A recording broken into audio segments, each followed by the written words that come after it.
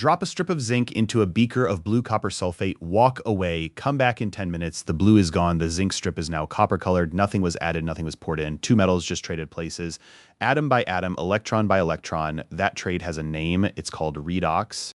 Redox is short for reduction and oxidation smashed together because they never happen alone. Last episode taught reduction, atoms gaining electrons. The one before taught oxidation, atoms losing electrons. Redox is just the trade. Whenever one atom loses, another atom gains. Same time, same place, same chemistry beaker. Back to the zinc and copper. The zinc atoms lost electrons. They got oxidized. Those electrons traveled through the solution to the copper ions floating around in the blue stuff. The copper ions grabbed those electrons. They got reduced. The zinc dissolved into the solution as zinc ions. The copper plated out as solid metal. Two atoms swapped roles. That's redox. But here's the thing. This trade only works in one direction. Zinc takes electrons from copper ions, sure. But if you flip it, drop a copper strip into a zinc solution, nothing happens. The copper just sits there bored.